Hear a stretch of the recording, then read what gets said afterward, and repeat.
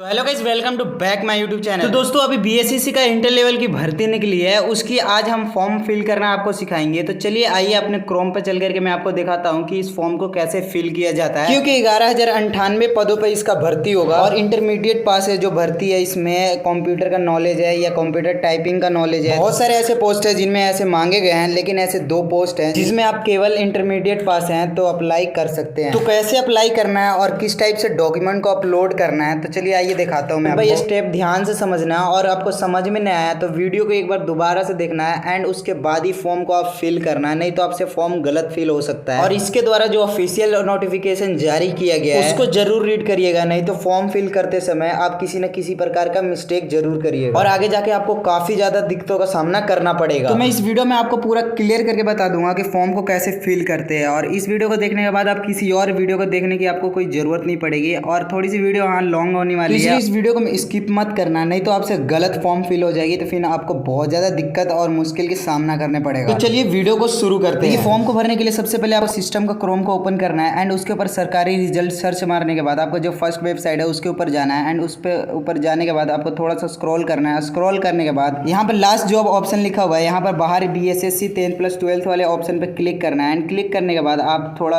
अंदर आ जाओगे एंड आपको थोड़ा सा और स्क्रॉल करना है। स्क्रॉल करने के बाद नीचे आपको दिखेगा लिखा हुआ ऑनलाइन अप्लाई, उसके ऊपर क्लिक हेयर पे क्लिक करना है एंड क्लिक करने के बाद आप न्यू पेज पे आ जाओगे। तो आप यहाँ पे देख सकते हो कि 27/9/2023 से इसका आवेदन शुरू किया गया है और 9/11/2023 तक इसका आवेदन होगा। और आप यहाँ पे देख सकते हैं कि 11/11/2023 तक इसका क्लोजिंग डेट रखा गया है। रजिस्ट्रेशन मतलब इसका होगा 9 तक ही होगा, लेकिन इसका ऑनलाइन एप्लीकेशन फॉर्म है वो 11 नवंबर 2023 तक आप इसको भर सकते हैं। और अपने लेफ्ट साइड देखेंगे तो यहाँ पर एक विज्ञापन जारी किया गया है जिसे आप करके आप सारे पोस्ट और सारी चीजें के बारे में जानकारी आप ले सकते हैं। तो विज्ञापन कुछ इस प्रकार का है जिसके अंदर अलग अलग प्रकार का पोस्ट है। पोस्ट के आगे क्या एजुकेशन क्वालिफिकेशन जरूरी है वो भी लिखा हुआ है, और उसके अंदर क्या तकनीकी युक्त क्या है, वाचनीय युक्त क्या है, कितनी पोस्ट है, कौन सी कैटेगरी में कितनी भर्ती है, इसकी जानकारी जरूर चेक करें, क्योंकि ऑनलाइन फॉर्म फिल करते समय ये सब की जानकारी आपको बहुत ज्यादा जरूरी होनी चाहिए। इसमें आप देख लेंगे मेरे हिसाब से लगभग इसमें 22 प्रकार के अलग अलग पोस्टिंग है। अब आप यहाँ पे देखिए, आपको सबसे पहले आपको रजिस्ट्रेशन करना है। तो रजिस्ट्रेशन करने के लिए यहाँ पर क्लिक फॉर रजिस्ट्रेशन पे आपको सबसे पहले क्लिक करना है। क्लिक करने के बाद एक और न्यू पेज खुल जाएगा, कुछ इस प्रकार से होगा वो पेज एंड यहाँ पर आपको सारे अपने डिटेल भर देनी है एंड यहाँ पर आपसे जो भी जानकारी मांगी जा रही है उन सारी जानकारियों को यहाँ पर सबसे पहले तो आपको फिल कर देनी है। कुछ इस प्रकार से होगा, चलिए मैं आपको तो देखिए यहाँ पर लिखा हुआ है नेम ऑफ एप्लीकेंट, मतलब जो बंदे का आप कैंडिडेट का फॉर्म भरना चाहते हैं उसका नाम आएगा। और आप ध्यान रखिए कि जो आपका 10th या 12th का जो मार्कशीट है उसी का नाम होना चाहिए। जो 10th 12th पे सेम मार्कशीट पे नाम लिखा हुआ है सेम नाम होना चाहिए एंड उसको यहाँ पे लिखना है। और उसके बाद यहाँ पर आप देखिए कि मेल है, ट्रांसजेंडर है या फीमेल है। मेल है तो आप मेल पे क्लिक कर दीजिए एंड नीचे आना है आपको। तो देखिए अगर आप बिहार से हैं तो आपको यहाँ पर यस कर देना है। अगर आप अदर राज्य से हैं तो आप नो कर दीजिए, आपको कोई दिक्कत नहीं, आप फॉर्म भर सकते हैं। आप यस कर देंगे तो उसके बाद आपको यहाँ पर आपको कैटेगरी पूछा जाएगा कुछ इस प्रकार से, आप जनरल हैं, ओबीसी हैं, ईबीसी हैं या बीसी है या एससी है या एसटी जो भी है आप अपने हिसाब से यहाँ पर अपना भर लीजिए। जैसे में आप जनरल है तो जनरल पे क्लिक कर लीजिए, एबीसी है तो एबीसी पे क्लिक कर लीजिए, बीसी है तो बीसी पे कर लीजिए, एससी है तो एससी पे कर लीजिए, एसटी है तो एसटी पे क्लिक कर लीजिए। फिर यहाँ पर आपसे पूछा जाता है कि क्या आप ईडब्ल्यूएस से बिलोंग करते हैं। मान लीजिए कि आप जनरल हैं और आप ईडब्ल्यूएस का लाभ लेना चाहते हैं तो आप जनरल पे क्लिक करके आप यस कर सकते हैं। एक और बात आप ध्यान रखिएगा कि आप जनरल होंगे तभी आपको यहाँ पर ईडब्ल्यूएस का बेनिफिट मिलने वाला है एंड तभी आप यस पे क्लिक कर पाइएगा, नहीं तो आप नहीं कर पाइएगा। ईबीसी बीसी हैं तो आप एक क्रीमी लेयर पे यस कीजिएगा, और आप नहीं है एससी हैं तो आपको यस करने का ऑप्शन नहीं आएगा। अगर आप विकलांग हैं तो यस करिएगा, नहीं है तो नो करेंगे, ठीक है। अगर आप यस करेंगे तो आप किस प्रकार के विकलांग है आपको सारी जानकारी डिटेल में भरनी पड़ेगी, और आप नहीं है विकलांग और आप यस नो पे क्लिक कीजिएगा तो आपको ये सब चीज कुछ भी नहीं भरना, आपको आगे बढ़ना। उसके बाद यहाँ पर पूछ रहा है कि आप भोजपुर सैनिक है, नहीं है तो नो पे क्लिक कीजिए, और है तो यस पे क्लिक कीजिए। फिलहाल अभी आप नहीं है तो नो पर क्लिक कीजिए। अब यहाँ पे पूछ रहा है कि आपने बिहार सरकार संविदा कर्मचारी के तौर पे आपने काम किया या नहीं किया। नहीं किया है तो नो पे क्लिक कीजिए, ये हो तो यस पे क्लिक कर दीजिए। लेकिन उसका डिटेल आपको भरने पड़ेगा कि आपने कितने साल तक वो सर्विस की, और नहीं किया तो नो पर क्लिक करेंगे, ठीक है। उसके बाद पूछ रहा है कि बिहार कर्मचारी कम से कम 2 से 3 साल आपने सेवा दिया है तो आप यस कीजिए या नो कीजिए। आपने नहीं दिया है तो आप नो कर दीजिए। उसके बाद ये पूछ रहा है कि आपने इंटर लेवल की एग्जाम है जो कभी आपने कितने बार ट्राई किया है। आपने एक बार पेपर दिया है तो आप 1 क्लिक दीजिए, सिलेक्ट कर दीजिए एंड आपने 2-3 बार किया तो 2 कर दीजिए, लेकिन मैं तो पहली बार कर रहा हूँ तो अभी मैं फर्स्ट सेलेक्ट करता हूँ। चलिए ठीक है, अब देखते हैं। उसके बाद हम यहाँ पर अपना मोबाइल नंबर डालेंगे एंड उसके बाद अपना मोबाइल नंबर कन्फर्म करेंगे एंड ईमेल आईडी डालेंगे एंड उसके बाद ईमेल आईडी को कन्फर्म करेंगे एंड डेट ऑफ बर्थ को डालना है जो आपके 12th एंड 10th के जो सर्टिफिकेट पे है उसी का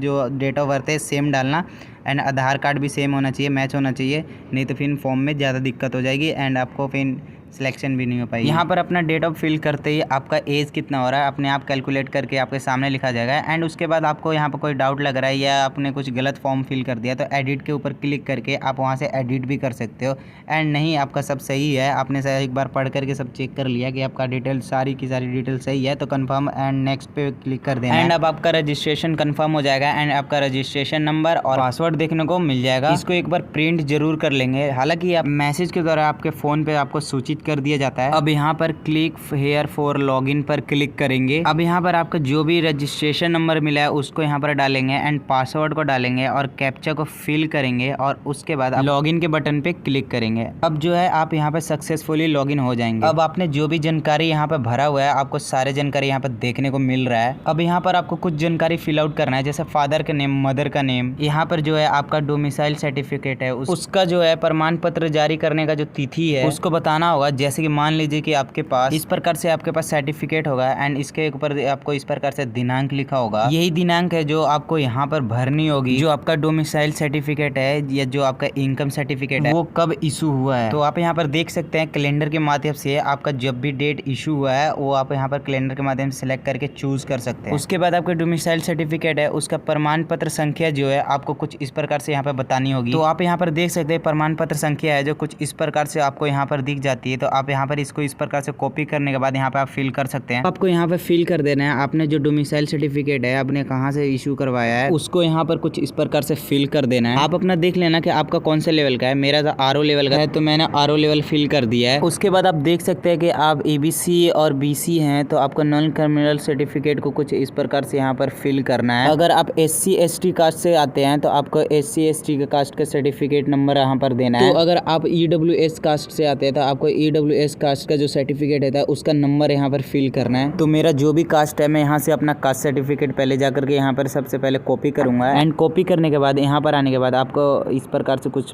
पेस्ट कर देना है। उसको पेस्ट करने के बाद उस सर्टिफिकेट को आपने कब बनाया था उसका डेट इस प्रकार से आपको कैलेंडर के माध्यम से यहाँ पर आपको डाल देना है एंड डालने के बाद आपने कहाँ से इशू करवाया आरओ है या CO है जो भी है आपको यहाँ पर फिल कर देना है। उसके बाद आप नीचे स्क्रॉल करके आइएगा तो आपको भी यहाँ पर और भी भरने हैं। तो आप फ्रीडम फाइटर का आश्रित हैं तो आपको यहाँ पर यस कर देना है, नहीं है तो नो कर देना है। अब स्क्रॉल करने के बाद आप यहाँ पर आएगा तो आप अपना नेशनलिटी सिलेक्ट कर लीजिएगा, आप इंडियन है या पाकिस्तानी है। वैसे में आप तो इंडियन ही हो गए तो इंडियन पे सिलेक्ट करना। नीचे देखिए यहाँ पर आप यस करिएगा तो आपका आधार कार्ड नंबर लगेगा और नो कीजिएगा तो आपका आधार कार्ड नंबर नहीं लगेगा। देखिए अगर आप यस कर रहे हैं या नो कर रहे हैं इससे कोई डिपेंड नहीं करता, बट आपको इसके लिए आपको अपना एक प्रूफ देना पड़ेगा। जैसे में आइडेंटिटी प्रूफ देना पड़ेगा, आधार कार्ड या आपको अपना पहचान नंबर या वोटर ID कार्ड जो भी है आपको देना पड़ेगा। तो आपका उसका नंबर यहाँ पर कुछ इस प्रकार से फिल कर देना है। आप अपना आधार कार्ड नंबर दे रहे हो तो आधार नंबर यहाँ पर फिल कर दीजिए, या पहचान पत्र डाल रहे हो तो उसका पहचान पत्र का नंबर है उसको यहाँ पर कुछ इस प्रकार से फिल कर देना है। अब आपको यहाँ पर अपना पहचान चीज डाल देना है, जैसे में आपके नाक पे या हाथ पे या कहीं पे भी आपको कोई तिल वेल है तो अगर आपको यहाँ पर टाइप करके लिख देना। अब यहाँ पर आपसे पूछा जाता है कि आप किसी प्रतियोगिता परीक्षा से प्रतिबंधित किए गया है या नहीं किया गया। आप नहीं किया गया तो नो कर दीजिए, किया गया तो यस कर दीजिए। अब आपका जो पत्राचार का पता है या परमानेंट एड्रेस है उसको फिल करना है एंड आपका दोनों सेम है तो आप उस पर टिक कीजिएगा तो आपका ऑटोमेटिक वो फिल हो जाएगा कुछ इस प्रकार से। फिल होने के बाद आपको सबमिट के बटन पे कुछ इस प्रकार से क्लिक करना है। अब आपका जो है पर्सनल डिटेल है जो है आपको यहाँ पर शो हो जाएगा। अब आपको यहाँ पर पेमेंट को पे करना है। पे करने के लिए करके आप नीचे आइएगा तो प्रोसेस टू पे आएगा एंड उसके ऊपर आप क्लिक कीजिएगा तो आपको यहाँ पर आपके सारे डिटेल मिल जाएगी। अब एंड आपके कास्ट का भी दिखा देगा। अब SC मैंने सिलेक्ट किया था तो मेरे 135 रुपये दिखा रहा है। बट अब आपको ध्यान देना है पेमेंट करते समय कि आपका कास्ट क्या है, आप SC है, जनरल है या SSC है, जो भी आप यहाँ पर आप सेलेक्ट कीजिएगा आप उसके हिसाब से आपको यहाँ पर पैसे लिखे हुए आ जाएंगे। मैंने तो यहाँ पर SC सिलेक्ट कर रखा है इसके कारण यहाँ पर 135 रुपये दिखाई दे रहे हैं। आप प्रोसेस टू पे ऑनलाइन पे क्लिक करेंगे। क्लिक करने के बाद आपके पास बहुत सारे प्रोसेस आ जाएंगे। आप यहाँ पर देख सकते हैं UPI करना चाहते हैं UPI कर सकते हो, गूगल पे करना चाहते हैं गूगल पे कर सकते हो, व्हाट्सएप से करना चाहते हैं व्हाट्सएप से भी कर सकते हैं, पेटीएम हो गया। तो चलिए मैं अपना पहले पेमेंट कर लेता हूँ। अपना डेबिट कार्ड क्रेडिट कार्ड जो भी है वो अपना नंबर डाल करके अपना पेमेंट करके प्रोसेस कर लेता हूँ। उसके बाद मैं आपको आगे बताता हूँ। उसके बाद आप देख सकते हैं कि आप मेरा पेमेंट जो है सक्सेसफुल हो गया है। एंड उसके बाद थोड़ा सा आप स्क्रॉल करोगे तो आपको नीचे पेमेंट सेव पर आएगा एंड नेक्स्ट पर आएगा, तो आप वहाँ पर नेक्स्ट पे क्लिक करके आगे बढ़ सकते हैं एंड अपना पेमेंट स्लिप को भी डाउनलोड कर सकते हैं। उसके बाद आप अपना यहाँ पर जो आपका 10th है 12th है उसका सर्टिफिकेट है उसको फिल करेंगे। आपने कौन सा सब्जेक्ट लिया था, सोशल साइंस या आर्ट्स या क्या, जिससे भी लिया है, कॉमर्स साइंस जो भी है,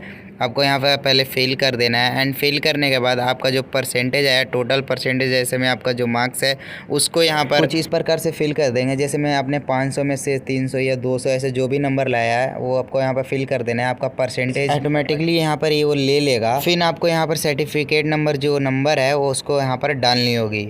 तो आप अपने सर्टिफिकेट को देखोगे तो कुछ इस प्रकार से उसके ऊपर MS नंबर लिखा होगा, उसको इस प्रकार से आपको कहीं पे लिख लेना है या कॉपी कर लेना है या याद कर लेना है और उसको यहाँ पर आपको डाल देनी है। एंड आपको सर्टिफिकेट इशू नंबर है, उसके लिए आपको अपने सर्टिफिकेट के सबसे नीचे आना है एंड आपको यहाँ पर ये नंबर दिख जाएगा, इसको भी आपको वहाँ पर इस प्रकार से फिल कर देना है। फिर उसके बाद आपको यहाँ पर अपना क्लास 12th तक आपने जो भी किया है, जिससे भी किया है, आपने मान के चलिए आर्ट्स से किया है, कॉमर्स से किया है या साइंस से किया है या पॉलिटेक्निक किया है, तो आप यहाँ पर डाल सकते हैं। आपको यहाँ पर कुछ इस प्रकार से उसको फिल कर देना है। फिर उसके बाद यहाँ पर अपने सब्जेक्ट जो सब्जेक्ट लेकर के आपने पढ़ा है उसको शॉर्ट फॉर्म में यहाँ पर लिख सकते हैं। एंड आपको यहाँ पर अपना जो CBSE बोर्ड या बिहार बोर्ड या जिस बोर्ड से भी आपने पढ़ा है उसको फिल कर देना है।